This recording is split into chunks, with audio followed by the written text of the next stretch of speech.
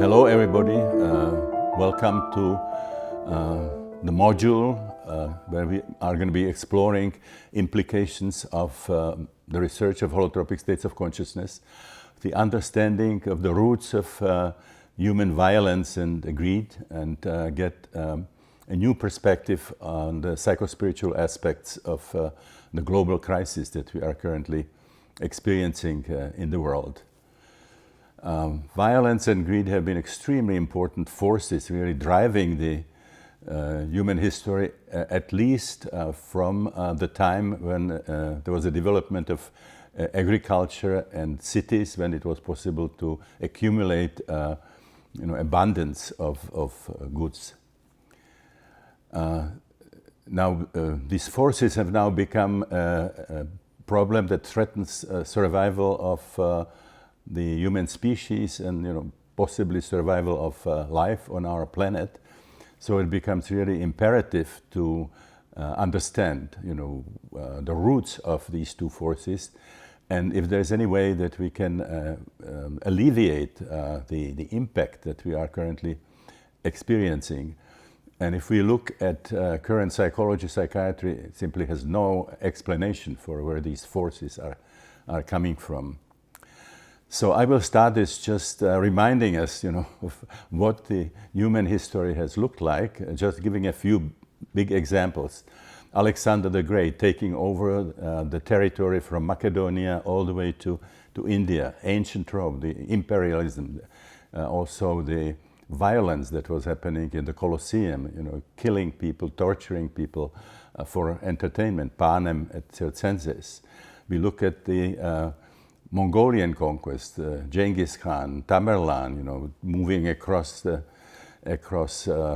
Asia and killing, pillaging, and moving all the way to Europe. We look at the history of Christianity, 8 crusades, the incredible massacres that were happening there. We look at the Inquisition, according to some estimates, like 3 million people were tortured to death. We look at the conquistadores, and look at the Aztecs, look at colonialism of European countries, look at the genocide of Native Americans, look at the Napoleonic Wars, look at the American Great Wars. Not a very nice picture. Now, if you look at the 20th century, we have World War I, 10 million soldiers and 20 million civilians killed. In World War II, there were twice as many lives.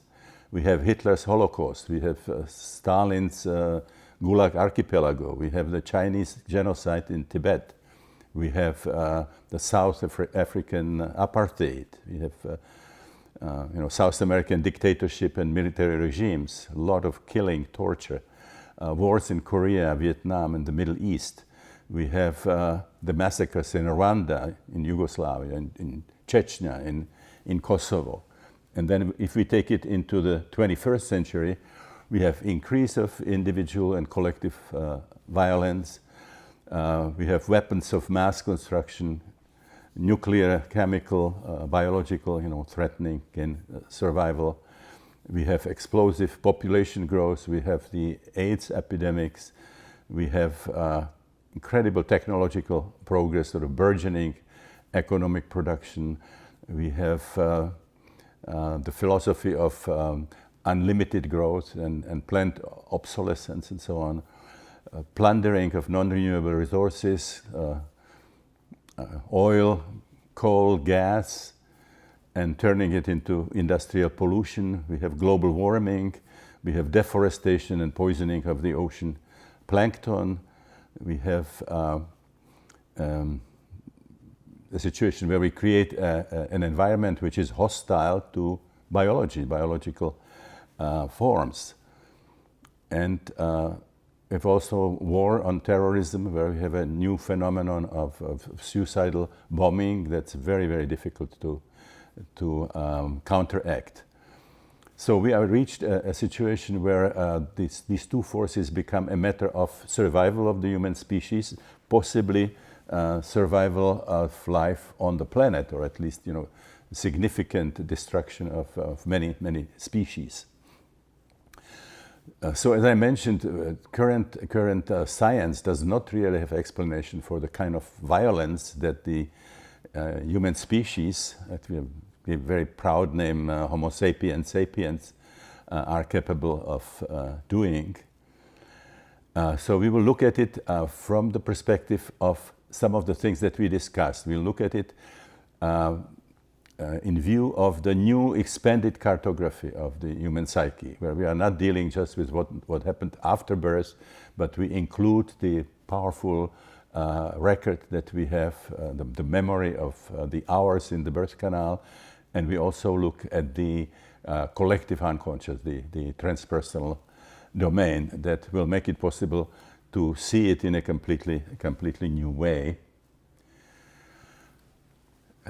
Now, what happened in the history of depth psychology is that Freud and his Viennese circle, the original followers, initially were interested in finding some solution for psychoneurosis, finding the reasons for them, and also finding some ways of treating them. But as they were using the method of free associations, the process that they were involving the patients into started taking them in all kinds of directions. Free associations, then there were no limits where it's going to go. So sooner or later they started expanding it. And they started dealing with, let's say, with problem of humanity, of human civilization. They started looking at art. They started looking at religion. And among these things that they were sort of exploring was also the problem of violence, the problem of wars, the problem of revolutions. So if you look at it, what they were finding, Freud wrote pieces that were about religion, totem and taboo, future of an illusion, problems of civilization, just civilization and its discontent. And he wrote one just specifically looked at wars and violence. This was his book, Mass Psychology and the Ego Analysis, where he was using the findings of Gustave Le Bon, who was a sociologist, French sociologist. And basically, the conclusion that he made is that what happens when people are in a group, large group, they're in a crowd, psychology of crowds, that what happens is that the people either identify their own superego with the superego of the leader, or they basically suspend the superego altogether and become just an impersonation or manifestation of the id, the kind of a seething cauldron of powerful instinctual forces. Freud was also talking about war superego, that once war starts, then the kind of things that people get into prison in peacetime, people get medals for, pillaging, stealing, killing, raping. This all becomes permissible. Now Jung brought a different, very interesting perspective into it with the concept of archetypes. The archetypes are not something that just influences the individual human psyche, but there are archetypes that can take over whole countries. So, for example, he found that his patients, the German patients before the First World War, had a lot of images that involved Wotan, or the twilight of the gods. He wrote actually papers on Wotan as the storm god, and he predicted that there's a catastrophe coming in Germany and that it's going to be really destructive, self-destructive. Jim Hillman, who was probably one of the most influential modern followers of Jung, he wrote a book which is called The Terrible Beauty of War, showing that war is really an archetype that can, archetypal force that can take over whole countries, and gave some amazing examples in his book. Otto Rank tried to link weapons and killing to the birth trauma, not in a very successful way, because he was talking about people making weapons to get back into the inside of the body. But according to our observations, he had a point. There is a certainly important connection to birth, but the link is not to the idea that you are outside of the body, you want to get back, but the sources of aggression are the hours of the passage through the birth canal, the hours spent choking, in fear, in pain, and so on. And another of those early pioneers and renegades, Wilhelm Reich, was very interested in this, and he wrote a book, Mass Psychology of Fascism. For Reich, the problem was that we don't have adequate sexual release, not full orgasm, so with each sexual situation we store libido, and it creates a kind of a character armor. It creates a situation of jamming, and that it takes sort of deviant forms into perversions and into psychopathology and so on. So he was trying to explain Nazism as coming from unsatisfied sexual life, and that cost him his membership both in the Psychoanalytic Association and in the Communist Party. Okay, now, so we are experiencing a crisis, a global crisis. I think we would agree on that. And we also see the absolute failure of diplomatic negotiations, of political, economic, military sanctions, which basically pursue the same old strategies. And if anything, they are making the situation worse. As Albert Einstein said, you cannot solve the problem by using the same way of thinking that got you into the trouble in the first place. So we have to look for some radically different solution. So let's look at it from the perspective of the observations from the research of holotropic states. When I talk about it, I use a very famous tanka from Tibetan Vajrayana Buddhism, Mahayana Buddhism, which is showing Lord of Death, Yamaraja, holding in his grip the wheel of life. And on the wheel of life there are concentric circles. I will just mention the middle one and then the two around it, not the peripheral one, which would be quite complicated. But what we see is that this circle is divided into 6 segments, which are called lokas. And those are, according to Vajrayana Buddhism, the realms into which we can be reborn. But at the same time, we can also have the experience of those realms as part of our spiritual practice. So we don't have to wait until we die. We can sort of visit those places, and we can come to terms with them. So the one that is at the top, at the top is the Devaloka, is the realm of gods. Then if we go clockwise, then is the realm of the Asuras, who are the jealous gods, militant gods. And again, further, if we go after those 3 o'clock, it's a very interesting realm of the Pretas, the hungry ghosts, which is really one of the main archetypes running modern civilization. The Pretas are pitiful creatures who have big bellies, insatiable appetite, and very small kind of pinhead size mouth, so they can never get enough, which is basically what what the industrial civilization is showing. That at the bottom we have Narakaloka, which is the realm of hell, and then we go further.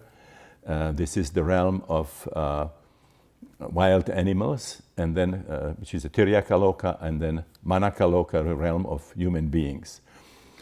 Now, what we are interested in is that center where we see three animals, which, according to Vajrayana, are the poisons, the three forces that are sources of all suffering in the world, and are kind of running the wheel of death and rebirth and the suffering in the samsaric world.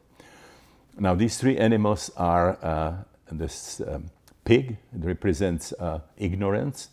There is a snake that represents anger, aggression, and then we have the cock, who represents desire, lust, that leads to attachment.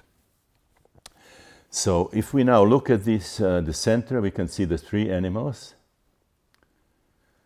And then we'll talk about how looking at these three forces can give us some understanding as to where the problems are coming from. We get insight into these forces, into the deeper layers when these are coming from, using the observations from holotropic states, and it will also indicate a certain direction of a solution or alleviation. In the original small vehicle Buddhism, Hinayana, which was the Buddhism of the Buddha himself, the idea was that if you are in the samsaric world, if you are in incarnate, you are going to suffer.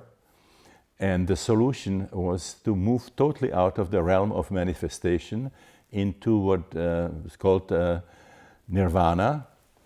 And that term is derived from the Sanskrit vata, which means wind. So it literally means evanescence. It means extinguishing the torches of life. Then later development created what's called Mahayana Buddhism, the Buddhism of the large vehicle, where the understanding was different, which was that you can move, while still incarnate, you can move in the direction of nirvana to the point to which you can reduce the influence of these three forces in your life.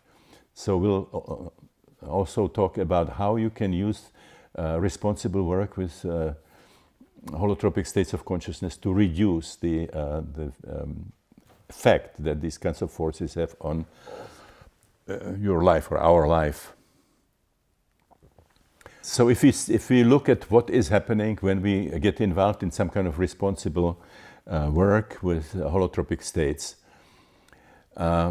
we will get a lot of information, a lot of illumination, a lot of sort of enlightening insights. For example, we'll find out that part of the problems that we have in life, emotional and interpersonal, are really a consequence of something that happened in our childhood, in our infancy, and it's in our unconscious, so we are not aware of that. So in non-ordinary states, we can regress that, we can experience those traumas, and we can express the pent-up emotions, the pent-up physical energies that are connected with it, and we can change that situation. So not only do we get insight where the problems are coming from, but we get some way of dealing with them. Now we can go farther. We can experience birth, and we can see to what extent the birth trauma actually still is operating in our unconscious, and it's making our life inauthentic. So we pursue the wrong kind of strategies in life, and don't get satisfaction and in situations where we should be getting it. And again, there's a possibility of reliving birth and dealing with the birth trauma. Now it can go further. We can have experiences of transpersonal. We can identify with other people experientially. We can experience with ourselves as animals or even plant life, and we get a lot of information about the universe. But that is not really what this deepest ignorance that Vajrayana talks about is about. This is called avidya. This is ignorance. It doesn't have anything to do about the amount of information that we have about the physical world, but some kind of a fundamental understanding of the nature of existence and our own nature. And the remedy for this is what's called transcendental wisdom, or prajna paramita. We become aware of the fact that there are normally invisible dimensions of reality, and then if we find ways of tapping that information that's normally not available, we get something that could be called spiritual intelligence. Important to have the ordinary intelligence to be able to understand what's happening around and find the proper solution. There's also, more recently, the concept of emotional intelligence. Even people who are very intelligent in the ordinary sense can have tremendous problem if they don't have interpersonal intelligence to be able to handle adequately the relationships with other people. And this is like the third form of intelligence, spiritual intelligence, that just leads to completely new strategy in life. So this is about avidya, about ignorance.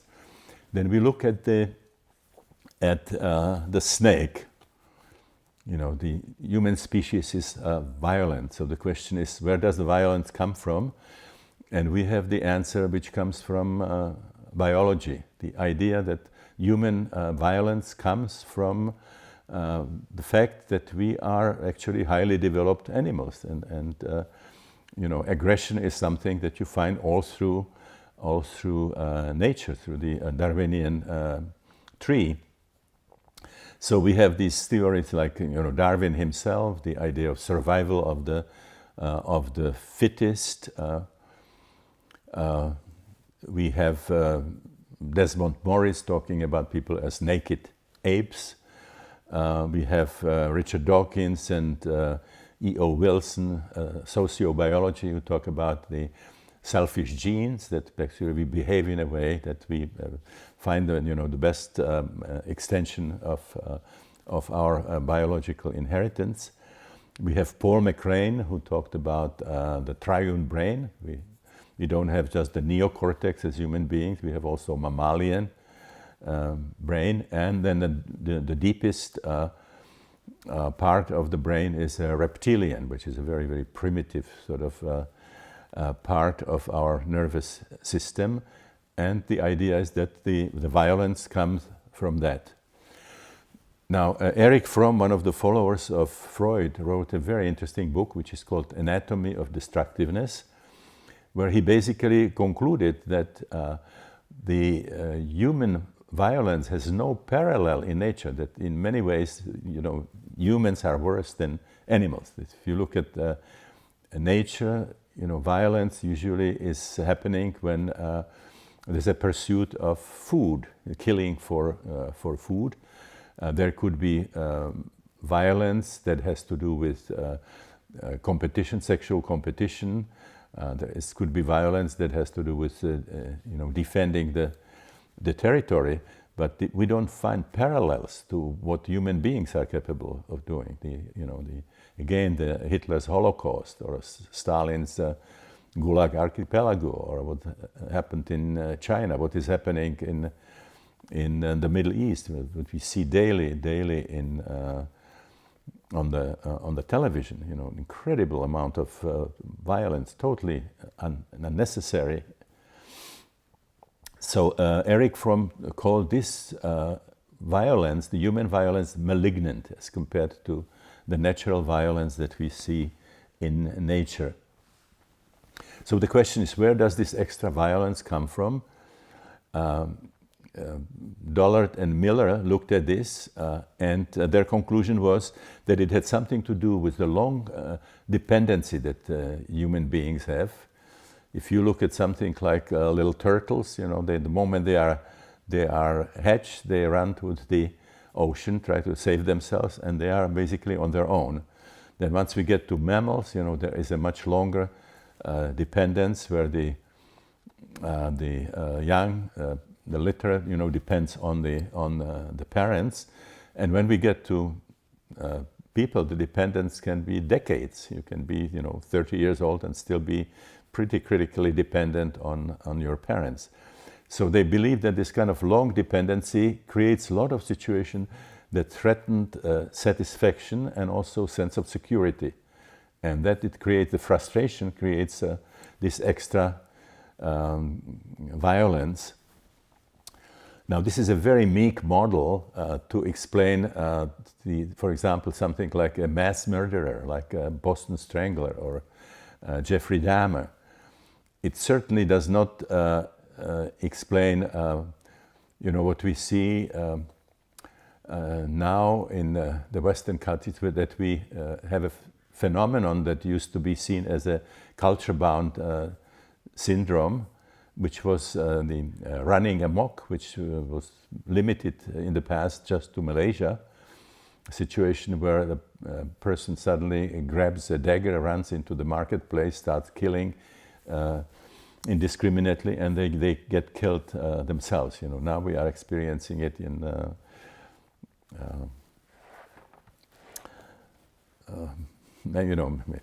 McDonald's and colleges and so on. So basically it has been imported into our culture.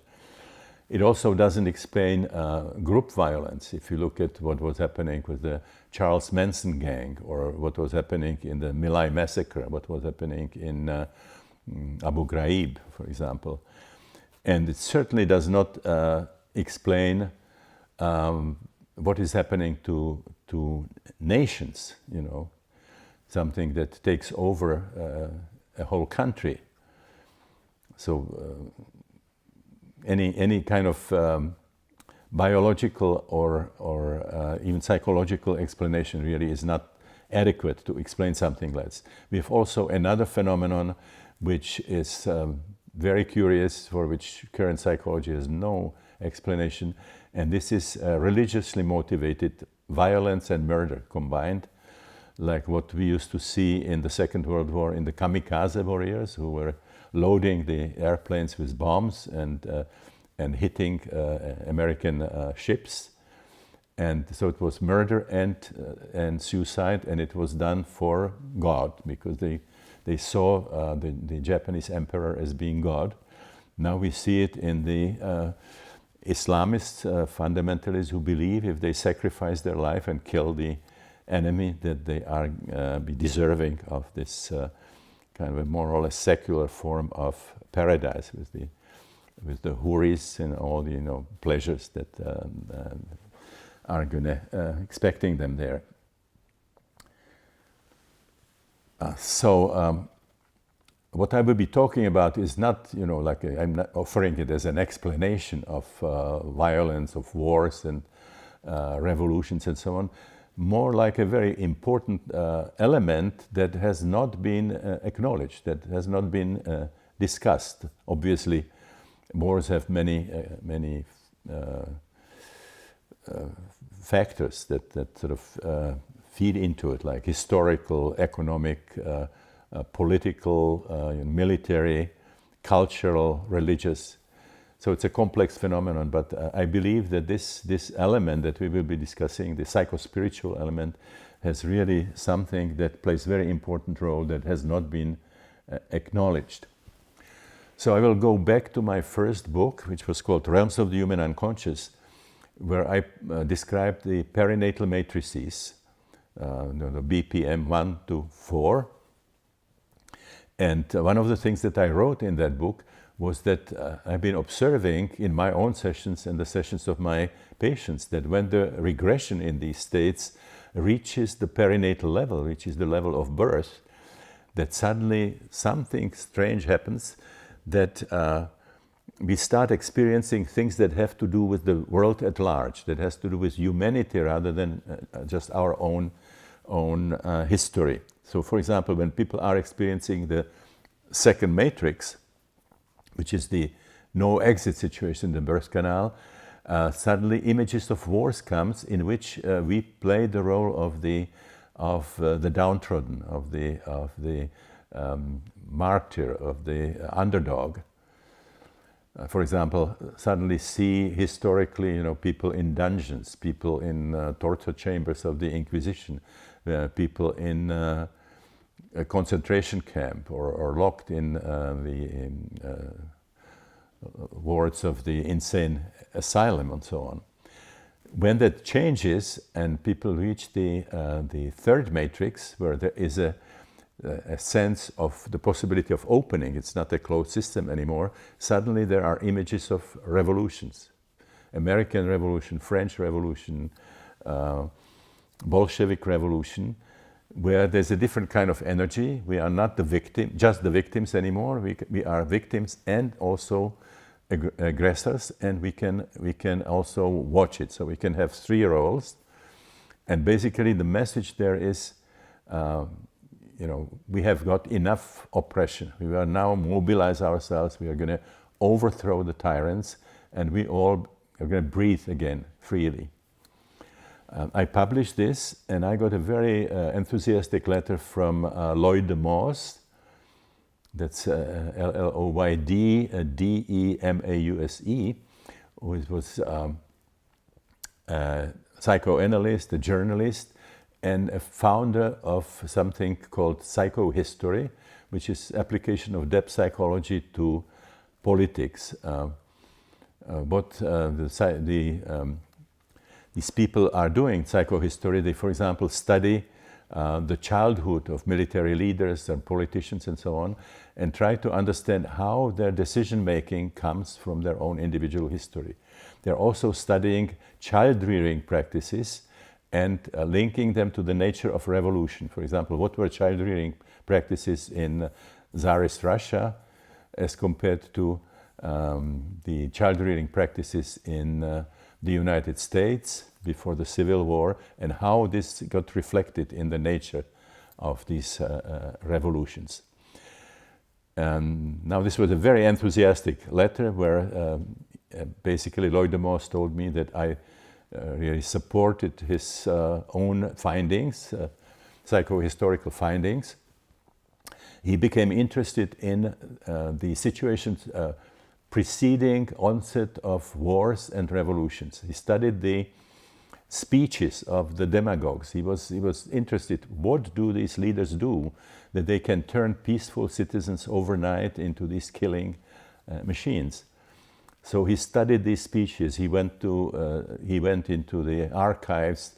He, in some instances, got the rough drafts, even some of the things that finally didn't get into the speech, and there were sometimes doodles, interesting doodles.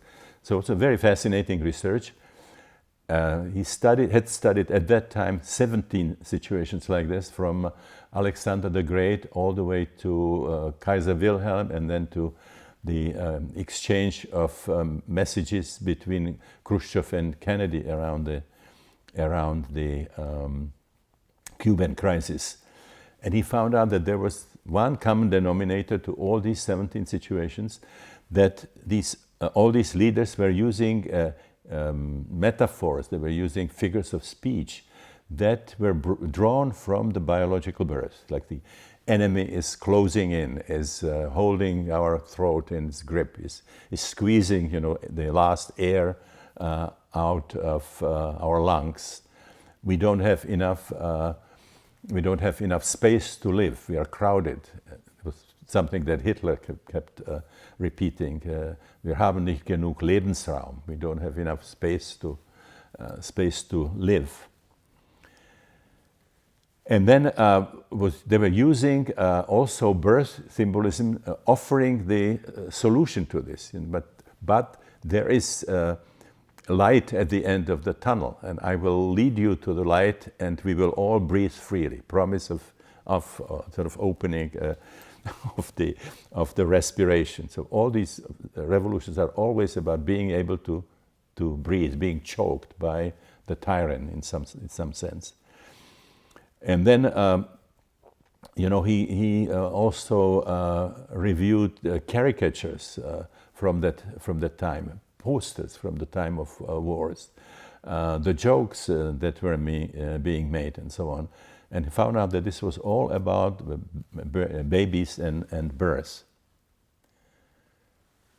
There were also something that was had a quality of perinatal images, but it was not specifically related to babies and birth, but it had to do with things like caves, tunnels, confusing labyrinths, some dangerous abysses into which one can be pushed, quicksand, treacherous quicksand, terrifying whirlpool, and so on. All images that people experience when they are reliving birth, being buried alive, and so on.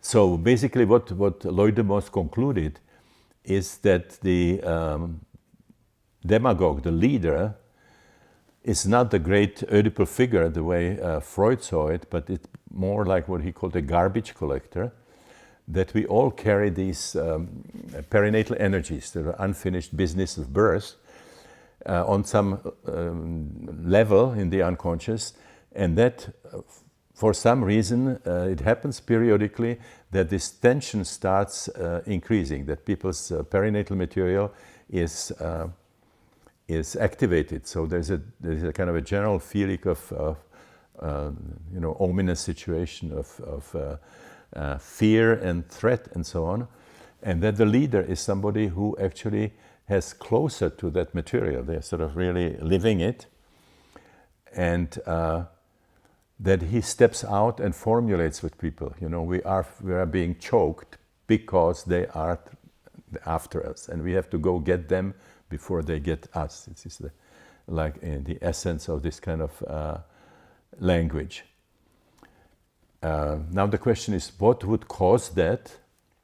That the tension would sort of rise in the culture, and this could be complemented by amazing research that Rick Tarnas has done on astrology in his book Cosmos and Psyche, where he studied history for 30 years, and he found out that these kinds of war situations, revolutions, had very specific astrological transits, specifically involving Pluto, Saturn, and Mars.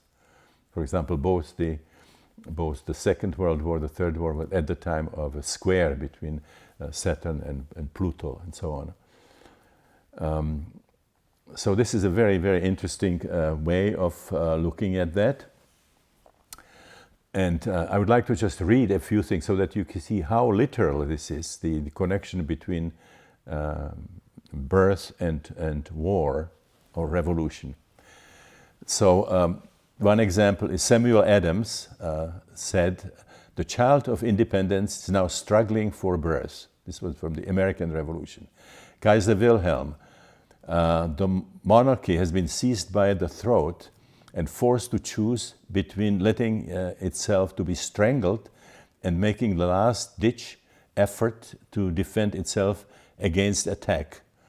Nikita Khrushchev's letter to Kennedy pleaded that the Soviet Union and the United States don't get into a situation, they come to a clash like blind moles battling to death in a tunnel. Now, before Pearl Harbor, the Japanese ambassador Kurusu was asking in his coded message if the birth of the child was imminent. This was the code for the attack in Pearl Harbor, and the response was yes, the birth of the child is imminent. This was an interesting situation that actually the secret services, American services, were able to decode this, the war as birth. There was a situation where Osama bin Laden sent a video, which was shown in the American television, where he threatened that he would turn the United States into a choking hell. And Condoleezza Rice at one point was asked about what she thinks about the mess in Lebanon, And she said, for me, these are just birth pangs of the new Middle East. Now, there's also perinatal symbolism in nuclear warfare, which is very interesting. There's a fascinating paper by Carol Cohn, which is called Sex and Death in the Rational World of the Defense Intellectuals. Now, the defense intellectuals are people who are charting the strategy of the nuclear war. You know, what would the first strike look like? What would the second strike look like? Where do you put your missiles so that you place them more strategically and so on? And she went to a lecture of one of these defense intellectuals, and she was just astounded how much there were references to birth. So she took a year off and sort of was mixing with these people and wrote this paper that I mentioned. And he found out there were at least 8 situations where in the development of atomic weapons, the testing and also use was all connected with birth of babies. So there's a few examples. Ernest Lawrence, with a telegram to a Chicago group of physicists who were developing the nuclear bomb. He says, "Congratulations to the new parents, can hardly wait to see the new arrival." At Los Alamos, the atom bomb was referred to as Oppenheimer's baby. Now, Richard Feynman, while temporarily on leave, received a telegram, "The baby is expected on such and such a day." At Lawrence Livermore's laboratories, the hydrogen bomb was referred to as Teller's baby. Some claim that he was not the bomb's father, but his mother. Stanislav Ulam was the one who conceived it. Teller only carried it after that. America's atomic bomb tests in Nevada were called Operation Tumbler Snapper, and it was described in the following way: "There is no such thing as a normal working day on an atomic test. The labor pains continue around the clock until the job is done." Just a few more. General Groves coded cable to Secretary of War Henry Stimson, reporting the success of the first atomic bomb, said, "Doctor has just returned most enthusiastic and confident that the little boy is as husky as his big brother. The light in his eyes discernible from here to Highhold," which was some estate, "and I could have heard his screams from here to my farm." Henry Stimson, informing Churchill about the successful atomic tests, said, "Babies satisfactorily born." William Lawrence said about the test of the first atomic bomb, "The big boom came about 100 seconds after the great flash, the first cry of the newborn world." Edward Teller's telegram to Los Alamos announcing the successful test of the hydrogen bomb Mike at the Enewetak atoll at the Marshall Islands read, "It's a boy." Maintenance of missiles was referred to as nurturance. So those are the perinatal sources of aggression, but they are also transpersonal sources of aggression. So, of course, we see in Islam, the concept of the jihad, the sacred war against the infidel, is now used, in the speeches of many of the Muslim leaders. If we look at Christianity, there were eight crusades when the violence was motivated in a religious way to go and liberate the tomb of Jesus from the Mohammedans. In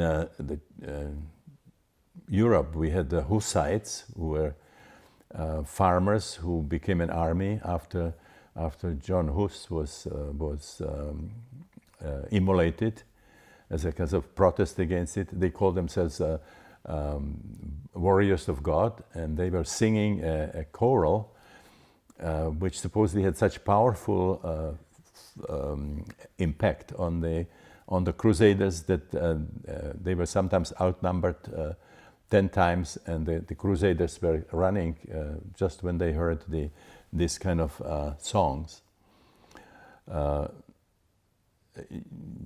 I already mentioned that Jung, when he worked with the patients, German patients, that he found that archetype of Wotan. Hitler was using powerful archetypal symbolism, the swastika, which is an ancient Aryan symbol. He was using the image of the solar eagle. He was using the archetypal image of the 1,000-year Reich, and so on, the superiority of the Nordic race. The authors of the strategic doctrine called themselves the nuclear priesthood. The first atomic test was called Trinity, the union, Father, Son, and the Holy Ghost, the male forces of creation. And Robert Oppenheim, who was present to the first test of the atomic bomb, actually, at the time when it exploded, was quoted Arjuna in Bhagavad Gita, "I am become death, the shatterer of worlds." So just now, roots of desire and greed. This is in psychoanalysis. The greed has something to do with unsatisfactory nursing. That if the oral needs were frustrated, that it in the future becomes a kind of a tendency where we want to swallow the world. There's a kind of an insatiable appetite. And when it has to do with money, Freud saw it as something that has to do with anal eroticism. There's a parallel between the feces and gold and so on. Now, if we work with holotropic states, the problem is much, much deeper. People who get in touch with the memory of birth, they find out that that whole pattern of incomplete birth creates a situation where we feel uncomfortable. We feel still, in some sense, on some level, contained in the birth canal, and that we have a sense that something better must be in the future. So it creates a kind of a drive to some imaginary goal in the future. If we have enough money, if we have enough fame, if we have enough power, that this is going to be resolved. So it generates a kind of a linear drive into the future, where we sort of pursue those goals. We are removing obstacles, we are fighting the enemies and so on that stand in the way of our plans. And there are two possibilities. One is that we never reach that goal because the goal was too high, or there were some obstacles that we couldn't deal with. And then we continue believing that we feel miserable because we have not achieved that correction. Or the other thing is that we get there and we wake up in the morning and not much has changed. Joseph Campbell called it getting to the top of the ladder and finding that it's again the wrong wall. Average person doesn't say, well, this strategy doesn't work, I have to try something radically different. They would say, either the goal was not ambitious enough, it was not just $1 million, it would be $5 million, or more power, or that was a wrong goal and they replace it with another goal. So they realize that they are driven by the sort of unfinished birth. This is what's called in existentialism auto-projecting, sort of seeing oneself in some better situation in the future and then putting all the energy into pursuing that. So people who become aware that they are run by this kind of a empty pattern, that the birth pattern, they see their life as being something like a rat race. Or treadmill, see themselves like a hamster who is in the wheel, sort of running somewhere and not really getting anywhere. It's a kind of a workaholic kind of a pattern where it's not. It's just sort of getting more of something and not even being able to to use adequately what we have already gotten, always seeing much more what we are missing rather than what we have already, kind of an empty pattern. So when people are able to relive birth, then there's a situation where we feel much more fluid, much more willing to run our life in a more Taoist way. The Taoists talk about Wu Wei, which is usually translated as creative quietude, something that we find in martial arts when we sort of look at the situation, where the energies are going, and okay, we're going this way, and now we are changing this way. We don't have that kind of a linear idea. And life becomes more like martial arts, or Ram Dass at one point compared it to surfing. When you are surfing, you can't say, now I'm going to go left. You have to go, where the waves go.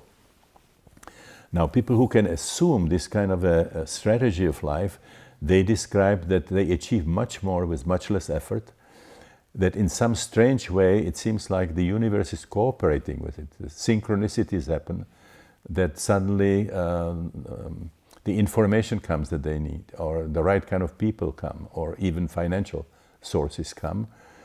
And what they achieve is not just their personal success and gain, where there are also losers, but it's something that sort of serves some kind of larger purpose. So one's own satisfaction also coincides with what we are doing in the world. So this pattern gets really softened. We have much more sense of being in the world, tuning in. But it's not the end of the ego drive. There are also transpersonal sources for this, and the best way to describe it is to use Ken Wilber's book Atman Project, where he talked about the fact, as we know from perennial philosophy, our deepest nature is divine, and as we incarnate, we kind of get cut off from that, and we gradually identify more and more with ourselves as kind of autonomous, separate beings. But we lose that sense of this identity, but not completely, so that on some level we feel we should be something much bigger than we are in everyday life, and that we should have more and so on. But the idea is that somehow we would have to have everything to even come close to our deepest nature, which is the Atman Brahman. If we look at the most ambitious Atman project, this is what Ken was using. If we don't experience our own divinity, we are looking for Atman projects, some kind of substitutes. So the great example is Alexander the Great, who even was called Divine Alexander, took all the territory from Macedonia to India. And there's a story about him. Then when he came to India, he heard about a yogi who was able to see the future, and so he decided to pay him a visit. And when he came there, the yogi was meditating with his eyes closed, and Alexander said very loud, "I'm Alexander the Great. I understand you are a man who can see the future." And so the yogi just sort of barely winked his eye and says, "Okay, can you tell me if my conquest of India will be successful?" Now, he has appetite for, another subcontinent. And the story goes that the yogi just barely opened one eye and said, "All you will eventually need is about 6 feet of ground." And so that was the end of the greatest Atman project in history. So the only solution for this is to go inside. We can go into a holotropic state. We can experience our own divinity, which gives us a sense of who we really are, and then we can return to everyday life and use this as a meta framework. That when things get tough, we can sort of, in a sense, remember, that this is only a role that we are playing. That is not our true identity, and this kind of the awareness can be very, very useful in the way we sort of lead our life. So we can quickly look at what would be then the strategies of alleviating the global crisis if we take these kinds of observations into consideration. One problem is definitely what Fritjof Capra called the Cartesian Newtonian paradigm, with some of its elements like Darwin, survival of the fittest. This gives really a justification of behaving in an acquisitive way, getting the best things for oneself, and sort of fighting the enemy. It's a very selfish kind of attitude. It gets kind of biological justification. Part of it is also Freudian psychoanalysis. Our true nature is bestial. According to Freud, he talked about the civilization and its discontent.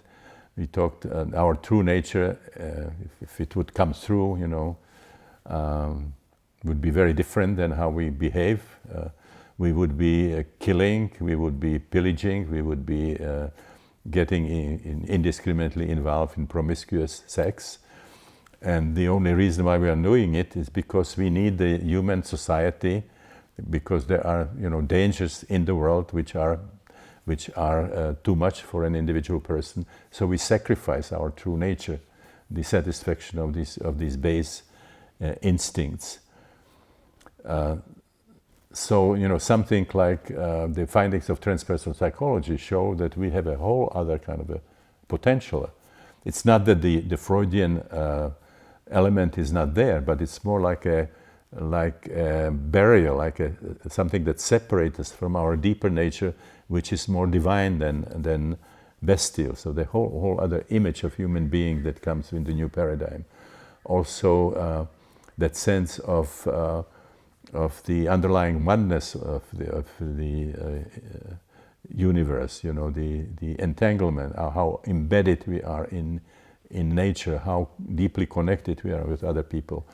So the change of the paradigm would be certainly an important part of it, but it would not be enough. We also would have to bring in technologies of transformation. There are ways, developed from the history of spirituality, the different spiritual practices. But we have also now powerful methods which are new. For example, using powerful experiential forms of psychotherapy, and we also have now not just psychedelic plants, visionary plants, the way the native cultures had it. We have now chemistry. We have pure alkaloids. In a very responsible way, this could really transform people, develop a sense of spirituality, which is universal, which is all-embracing, all-inclusive, something that could really make a difference in the world. The other thing, if it is in birth, which I believe it is to a great extent, then the important thing would be to find ways of processing this before we decide to create another generation. So something like what the native cultures had in the rites of passage, that young people, before they make the decisions of becoming parents, they would, first of all deal with their problems from childhood. I see it in California. There are many people who now have a second set of children after they have done some significant transformative work on themselves, and they are absolutely determined not to get stuck in that kind of a vicious circle from abused parents to abused children, passing that from one generation to another as a kind of scourge. So we would have to have some technology that would already be offered, to people before they pass the problems to the next generation. Changing the childbirth practices. We have now Association of Pre- and Perinatal Psychology. That's having conferences every year in California. There are also world conferences of pre- and perinatal psychology, where people like myself who have done some experiential work with people are meeting with midwives and obstetricians, trying to learn from each other how we should change the birth practices. Michel Audin, amazing obstetrician, French obstetrician, wrote a book about this, how, for example, the circumstances of birth can determine to what extent aggression or love will be important factors in people's lives. He talked about the fact that we have two sets of hormones that are involved in birth, both of them extremely important from an evolutionary point of view. We have the catecholamine group, adrenaline, noradrenaline, which are about stress, which are about flight or fight, which were extremely important at the time when birth was happening in the open, which the blood would sort of attract predators and so on. So it was important for the delivering female to be able to mobilize and either fight or run. And also those are hormones which are involved in the stress, for the actual stress of the delivery itself. There's another set of hormone which is instrumental in creating the bond, the caring bond between parents and young, such as endorphins and oxytocin. Then another important thing would be to create some kind of a peaceful environment for pregnant mothers. This is not great for women to be pregnant in a technological society, for example, in New York City, where there are all this honking and all the noises and so on, sirens, flying in a jumbo jet 747. If we would like to really cure the situation, we would give a vacation to pregnant women and let them spend some time on the ocean or in the mountains. That would save us a lot of money. Then natural childbirth, preparation for childbirth, natural childbirth, good postnatal care.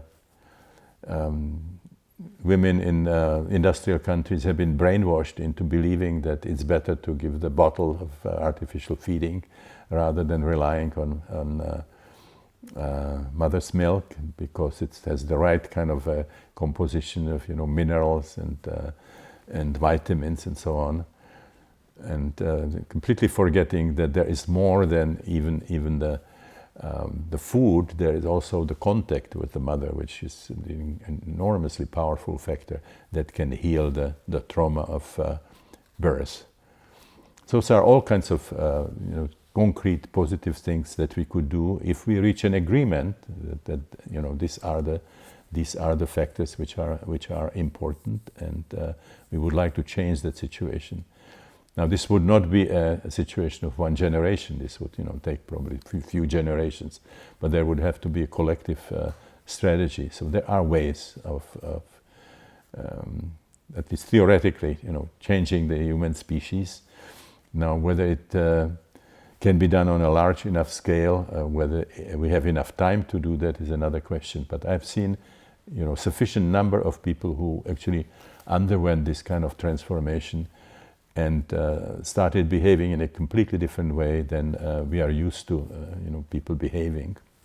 Okay, so what I would like to do now is to actually illustrate what I have been talking about by showing slides where I compare images that people draw or paint at a time when they are working on the memory of birth. They are reliving birth and dealing with all the emotions and the pent-up physical energies, and they have certain kinds of symbolism that comes with it, so certain visions and so on, and show how this manifests in political propaganda, how you find it in cartoons, caricatures from the time of war, how two countries that are in a conflict, in war, how they portray each other.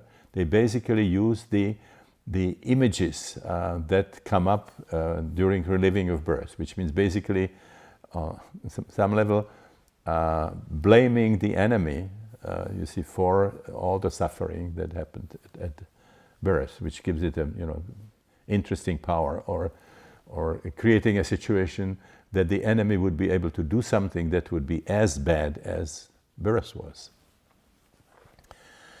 So this first image here now is just showing how frequently the image of the fetus is used, showing Bush in a kind of a fetal position. I take the position of the fetus. And the next one, the Bush, in the Bushosphere. The next one showing Carter as a fetus.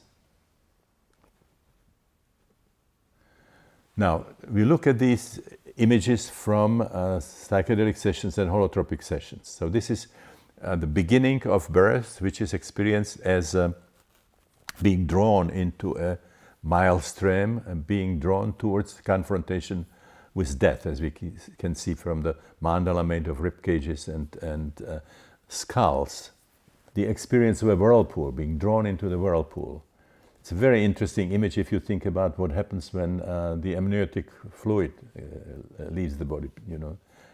It's almost like the pelvis is almost like a sink, and so the idea of the whirlpool is really a very, very interesting way of representing it. And people, when they experience the beginning of birth, they have the feeling of being drawn into something like a funnel or a tunnel and so on. The experience of being swallowed, of being engulfed. In this particular one, you can see two aggressive forces. One is this creature, which represents basically the insult that coming from the uterine contractions. But you can see that she is also turning into an evil being. In other words, it's creating a kind of a furious, aggressive response. So you have both the aggression coming in and the aggression coming out. Again, being swallowed, you can see the skull, that has something to do with death. We can see the tree there, which is a placenta, but it's the archetype also of the world tree. Then we can see the snakes. Snakes are very powerful perinatal symbols. So not every snake is what Freud thought it was. On the perinatal level, the viper, the poisonous snake, represents the imminence of death, but also this is a beginning of a kind of initiatory process. It's a process of psychospiritual death and rebirth. So if you go to Pompeii, there is something called Villa dei Misteri, which has frescoes representing a Dionysian ritual. And that that process begins by a bite by a snake on the forehead. And then we have, of course, the boa constrictor snake as a very obvious perinatal symbol. They swallow the prey and look pregnant, or they twist their body around and they crush. Much more convincing symbols than seeing it as something that's phallic.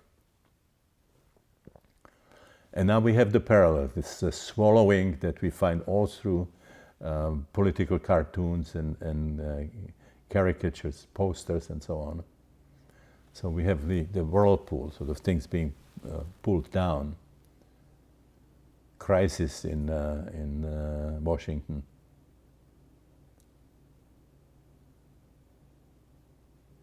Now it gets closer and closer, as you can see.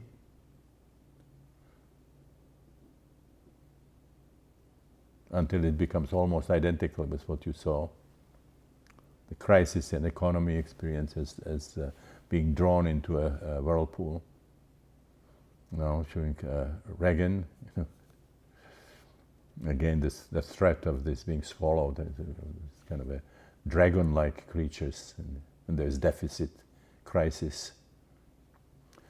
Now this is when OPEC about quadrupled the price of oil in a very, very short time, really threatening the American lifestyle, because everything depended on oil, transportation, and so on. So this is the monster of OPEC swallowing the American lifestyle. It's again, Bush threatened by being swallowed by this kind of Ouroboros kind of a crocodile. Now this was when Bush ignored the decision of the position of the United Nations, and then when he got into trouble in Iraq, came back sort of asking for help. This was a situation when a Japanese 747 was shot down by the Russians, so the Russian Bear swallowing the 747. Again, another situation of swallowing. Wolf, now this time it's real. Threat of being swallowed. And this is very interesting. This was a crisis in Lebanon. So you can see the army walking into this sort of devouring symbol of death, and this kind of it looks like a very, very hopeless situation.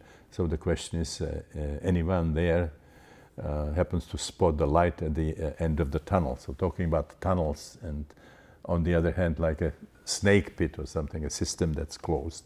Those are very perinatal images. Bush in darkness seeing solution in the shape of Vietnam, way out of the tunnel, out of darkness. Again, mothers, being threatened, the living standard being threatened. Just going into a situation that will not have a solution. So far, so good.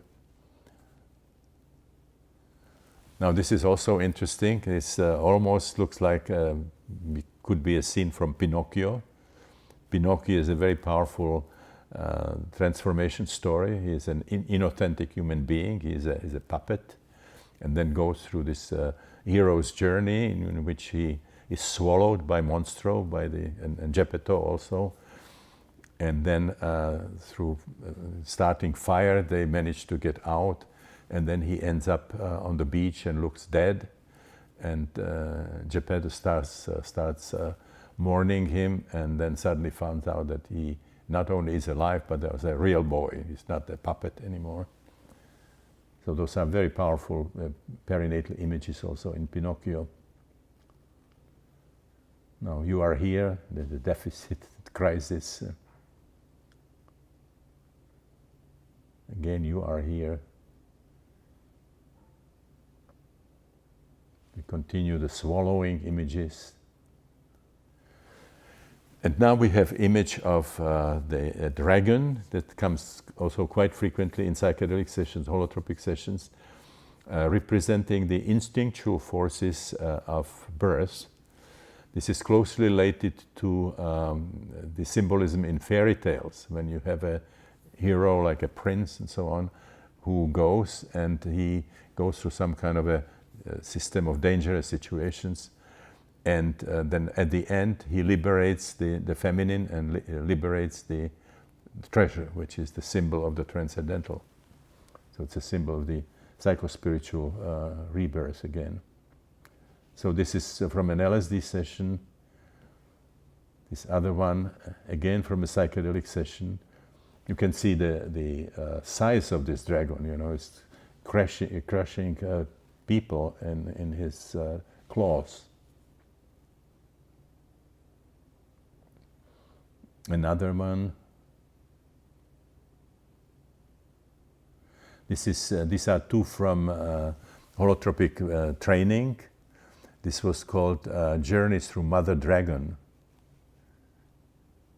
The interesting thing is we can see two persons. We can see the adult and the child. Now it basically portrays the situation during a session. Let's say a person is reliving birth. So he's doing it as an adult, coming to the workshop as an adult, then experiencing regression and becoming the child. And the idea is that it is possible to deal with the trauma of birth because we are not children anymore. We have now the stamina, we have the reserves of the adult. So the adult is now helping the child actually to heal the trauma. So this is the same person. The adult is the one who is having the non-ordinary holotropic experience, and the child is what that person becomes as a result of age regression. Okay, another dragon. And then we have the political parallels again. This is when Hong Kong went back to the Chinese dragon swallowing Hong Kong. This is communism represented as a dragon. And then we have another one. Spider is also a very common image in the psychospiritual death rebirth process. You know, when we experience the first matrix, the situation of being in the womb, then it has sometimes the sense of the freedom in the ocean. You know, no limits, or the freedom of space, spatial freedom. So if you imagine a fly or a butterfly flying in the air, the whole world seems to belong to it until they fly into a spider web, when suddenly, you know, they are sort of restricted, constricted, and their life is threatened. So the spider is a very powerful image of this devouring feminine. Actually, Jung was the first one who pointed it out when he was analyzing the fantasies of Miss Miller. This is from a holotropic breathwork session. The next one, also holotropic breathwork session. This spider with the spider web in the background. Now this one is also from the holotropic breathwork session. You see spider, and you can see how sort of enwrapped the person is who is reliving that second matrix. This is from a high dose LSD session. You know, the mother spider, the devouring great mother goddess, torturing the fetuses. And now these are the parallels. This is the image of Saddam Hussein as a spider. And the next one, the same, is arachnophobia. It's Saddam Hussein as having no brains, new weapons, and an attitude. And another one is arachnophobia. Some of you might have seen the movie with the same name. Now this is from a Soviet journal. This is a critique of the Western countries. This is the American imperialist bringing atomic weapons into Western Europe. This says Zapadnaya Evropa, which means Western Europe, and it's coming in the form of a spider. He's Putin sitting on the supplies of oil as a spider.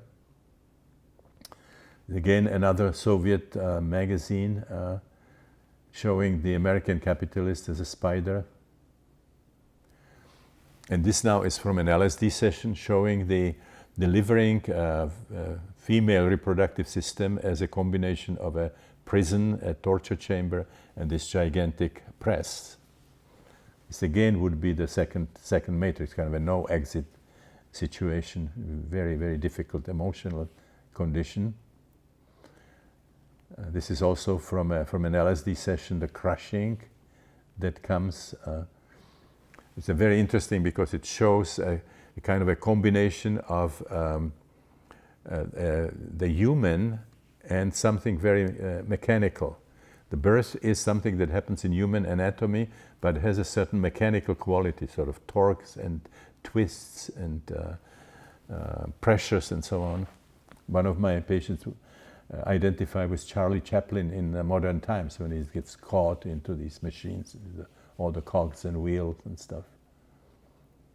This is Hans-Ruedi Giger, self-portrait. He was quite aware that he was drawing on his birth trauma. And now we have the parallels, the wise titans, the screw titans, different kinds of crises and dangerous situations. Now the squeeze really starts. Reagan. Crushed by credit. Okay. Now Jimmy Carter in the financial crisis, what does it have to do with choking? So this is clearly drawn from the perinatal crisis. Then we have another, which is the octopus, where the spider was the threat to the spatial freedom. Something like the whirlpool and the octopus would be the factors that can terminate the freedom, which is oceanic, which is amniotic, and so on. And here we have the parallels again in political caricatures. This is Tsarist Russia threatening Europe. This is communism as an octopus.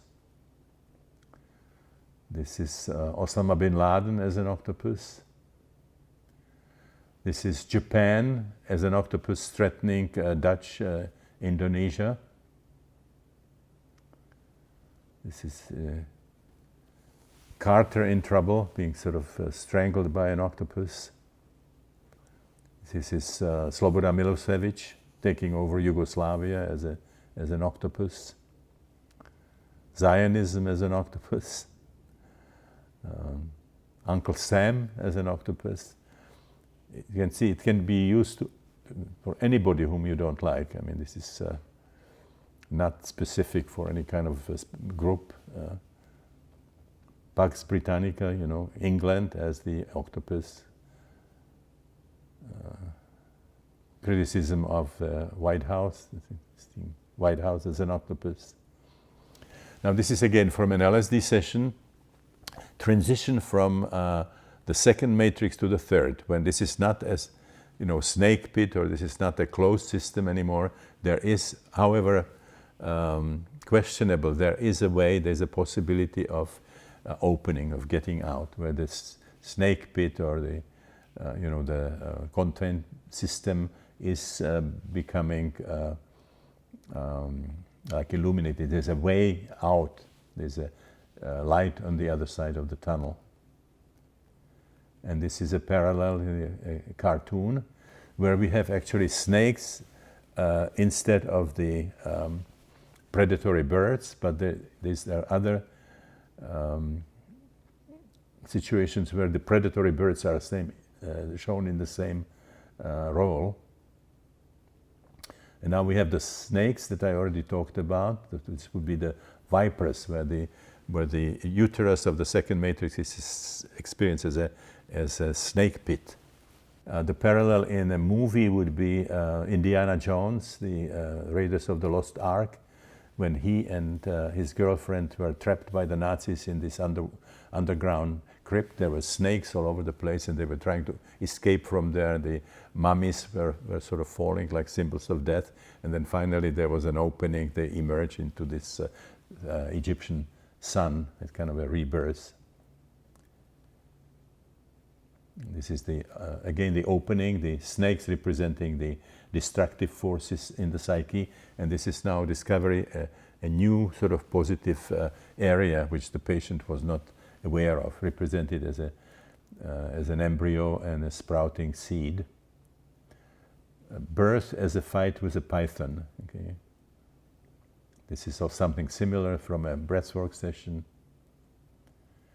And the parallels here, this is the conflict between the Communist Party and the Nazi Party. Genosse hilf mit means, or gemeinsam bezwingen wir sie, means comrade help me, and together we'll defeat them. Again, snakes. And you had the snake pit in a political caricature. We are in a snake pit. Indira Gandhi as a snake, you know, enemy of the sheikhs. This was Marshal Tito as a snake. This was Minister of Energy in trouble. It's a great one. This is Theodore Roosevelt, seen as fighting his political enemies and being represented as a little Hercules, where Hera sent the big snakes to kill the baby, and he, as the little baby, already managed to finish them off. Again, foreign oil represented as a dangerous snake. German military power in 1917 represented this snake that's threatening to swallow the globe. This is from the book of Lloyd de Moss, one of the caricatures he's using to illustrate his perspective. And now here we can see that's this miserable hydra, that's kind of a snake-like creature, representing the allies, the Americans, the British, and the Russians, and the victorious heroes here. Those are the powers of the Axis: Germany, Italy, and Japan. This is again another picture from Lloyd de Moss's book. And this is now illustration of that statement of Condoleezza Rice, where she was asked about the mess in Lebanon, and she said, "For me, these are the birth pangs of a new Middle East." And here are some of the parallels between the nuclear buildup and pregnancy. Here we can see the discussion of if you can have limited nuclear war, and then basically the argument is you can't be just a little pregnant. You either have the war or you don't have the war. There's no limited war. This amazing one is showing actually Saddam Hussein as being pregnant with atomic weapons. Saddam Hussein sitting on an atomic egg as a hen. And this absolutely unbelievable one showing him as a bad mother, maltreating children. And this one even more sort of amazing. I don't know where else this would come from. We have a lot of association about Saddam Hussein, but certainly none somebody who is gagging and sort of constraining children. And this is the opposite now. This is call for leadership, show us the way out of the tunnel, be our leader. This was experience of birth in a holotropic breathwork session, and it's juxtaposed with Bill Clinton. And still Bill Clinton, this was Paula Jones, who accused him of sexual harassment, which created a lot of damage to him. And it's showing her basically flushing him down and having him go through a kind of a birth when he sort of ends up as a kind of, beaten up fetus. I have one more here, which is from the book of Lloyd de Moss. He was looking about what was the origin of the military banners, and he found out that the first banner in human history was used in Egypt, and it was the dried placenta and umbilical cord of the pharaoh. Okay, so this is the end of these illustrations. What we can do, I have written a paper on this, which also has quite a few of these kinds of illustrations. So we'll make it available if you want to get it, in a more articulate way with all the quotes, the historical quotes. So thank you very much for your attention, and we'll connect in a week.